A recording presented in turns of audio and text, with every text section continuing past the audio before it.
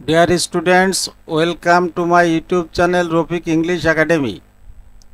আজ আমি এই ভিডিওতে তোমাদের সাথে special uses of some words and phrases এর একেবারে সহজ টেকনিক নিয়ে আলোচনা করব।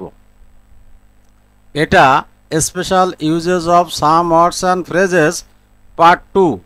পূর্বের একটি ভিডিওতে আমি special uses of some words and phrases এর 5টি নিয়ম নিয়ে আলোচনা করেছিলাম। আমি তোমাদের জন্য পূর্বের ভিডিওটির লিংক আই বাটনে দিয়ে দিয়েছি। তোমরা আই বাটনে ক্লিক করে পূর্বের ভিডিওটি দেখে নিতে পারো। এই ভিডিওতে আমি তোমাদের সাথে special uses of some words and phrases এর আরও 5টি নিয়ম নিয়ে আলোচনা করব।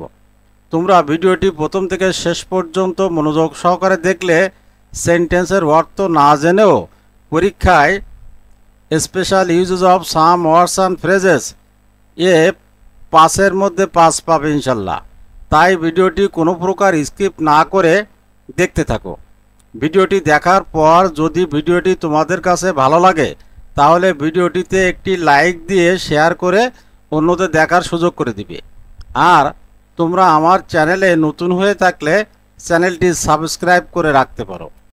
চলো তাহলে মূল আলোচনায় যাওয়া যাক।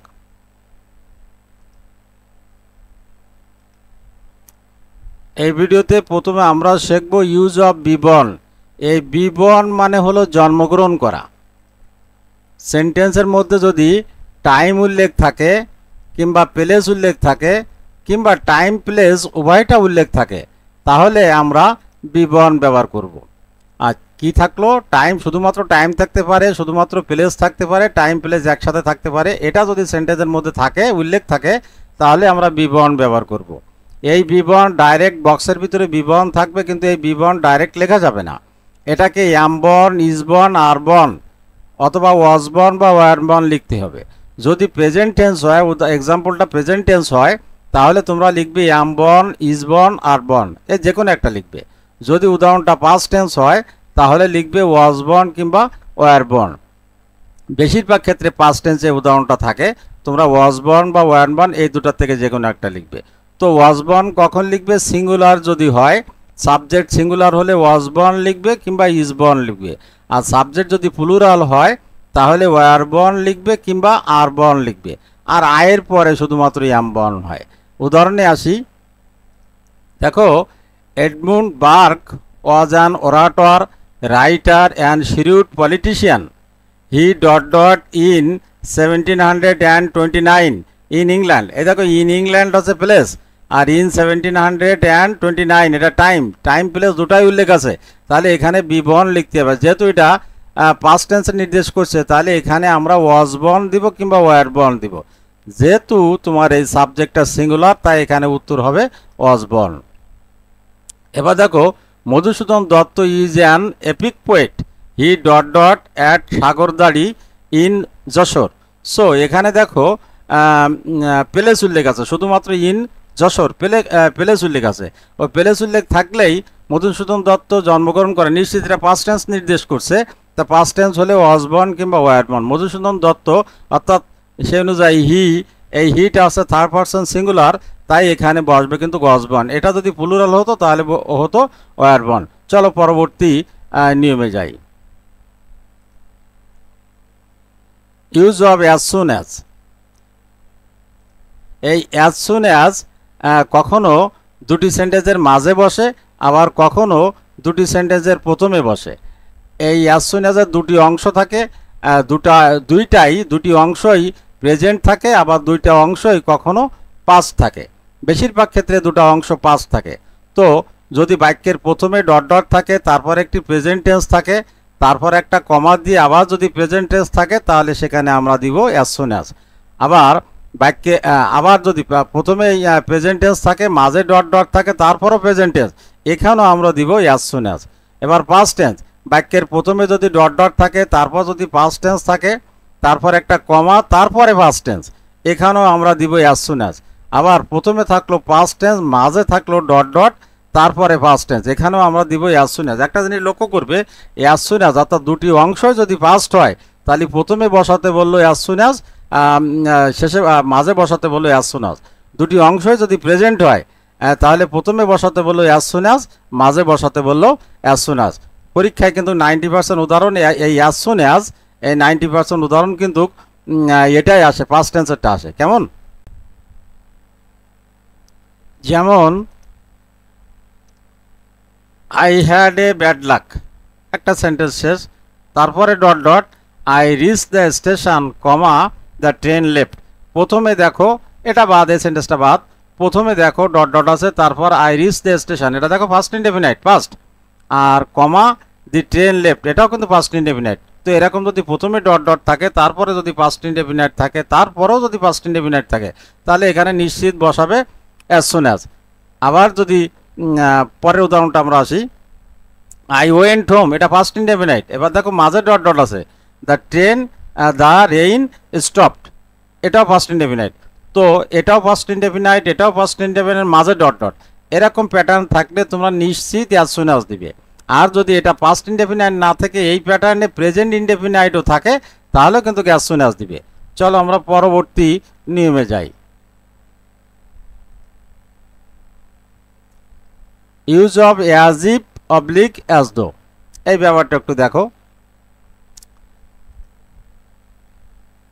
প্রথমে প্রেজেন্ট ইনডেফিনাইট থাকবে, তারপরে ডট ডট থাকবে, তারপরে পাস্ট ইনডেফিনাইট। এই প্যাটার্নে থাকলে অ্যাজ ইফ অথবা অ্যাজ দো এর যে কোনো একটা দিয়ে দিবে। অর্থাৎ বক্সে তোমার যদি অ্যাজ ইফ থাকে অ্যাজ ইফ দিবে, অ্যাজ দো থাকলে অ্যাজ দো দিবে। কিন্তু প্যাটার্নটা এরকম, প্রথমে প্রেজেন্ট ইনডেফিনাইট, তারপরে ডট ডট, তারপরে পাস্ট ইনডেফিনাইট। এই প্যাটার্নে কোনোটাই নাই, এখানে অ্যাজ ইফ বা অ্যাজ দো বসবে। তারপরে দ্বিতীয় প্যাটার্ন হলো পাস্ট ইনডেফিনাইট থাকবে প্রথমে, তারপর ডট ডট, তারপরে পাস্ট পারফেক্ট। এরকম যদি প্যাটার্ন থাকে সেখানেও অ্যাজ ইফ অথবা অ্যাজ দো দিয়ে দিবে। তাহলে মনে রাখবে এখানে দুটি pattern, present indefinite dot dot past indefinite, ওই ডট ডটে আমরা দেবো as if oblique as though. আবার past indefinite dot dot past perfect, এখানেও আমরা দিব অ্যাজ ইফ অবলিক অ্যাজ দো। আর এটা সবসময় দুই সেন্টেন্সের মাঝে ডট ডট থাকবে। উদাহরণে আসি, যেমন he went to John's office yesterday, এই ওয়েন্ট দেখো ফার্স্ট ইনডেফিনাইট, তারপরে এটা দেখো ই বিহেভড, এই একটা অংশ, dot dot he had not known us, এখানে এটা ফার্স্ট ইনডেফিনাইট, আর হি হ্যাড নট এটা first perfect, first indefinite first perfect, তাহলে মাঝে একটাই জিনিস বসবে, সে আছে অ্যাজ ইফ অথবা অ্যাজ দো।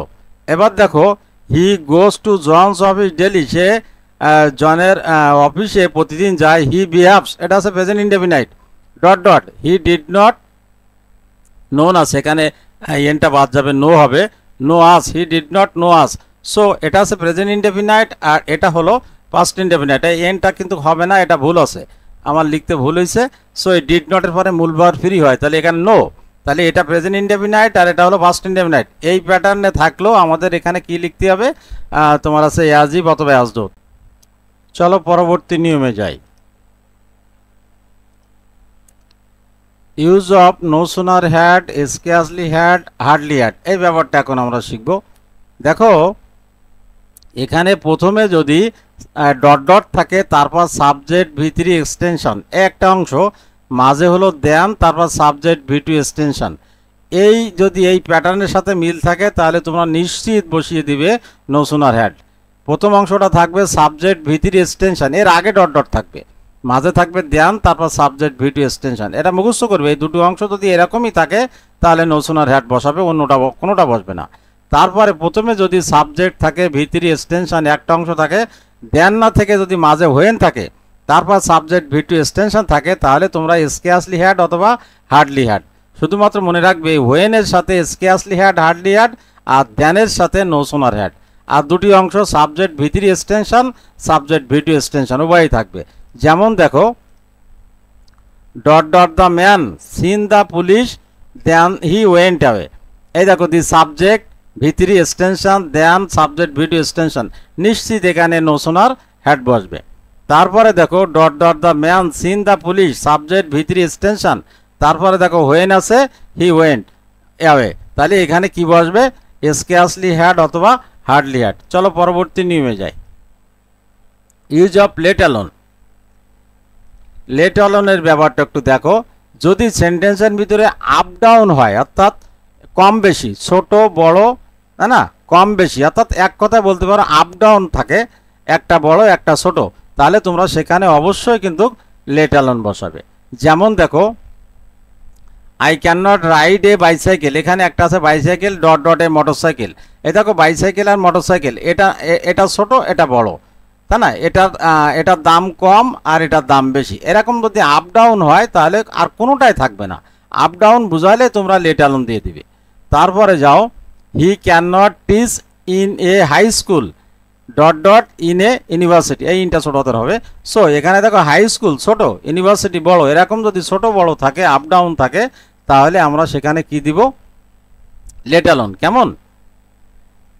এই ভিডিওতে তোমাদের কোনো কিছু অস্পষ্ট থাকলে কমেন্টে আমাকে জানাতে পারো, আমি যথাসাধ্য তোমাদের কমেন্টের উত্তর দেওয়ার চেষ্টা করবো ইনশাল্লাহ। আর ইংলিশ গ্রামার শিখতে তোমরা আমার এই চ্যানেলটি সাবস্ক্রাইব করে রাখতে পারো এবং নিয়মিত এই চ্যানেলে ভিডিও দেখতে পারো। এই চ্যানেলে নিয়মিত ভিডিও দেখলে তোমরা নিশ্চিত ইংলিশ গ্রামার শিখতে পারবে। আর তোমরা যদি অলরেডি আমার চ্যানেলটি সাবস্ক্রাইব করে থাকো তাহলে thank you so much. That is the end of the discussion today. Thank you so much for watching the full video. পরবর্তী ভিডিওতে তোমাদের সাথে আবার কথা হবে। সে পর্যন্ত সবাই ভালো থাকবে ও সুস্থ থাকবে এবং নিয়মিত ইংলিশ গ্রামার প্র্যাকটিস করবে। আজ এ পর্যন্ত, আল্লাহ হাফেজ।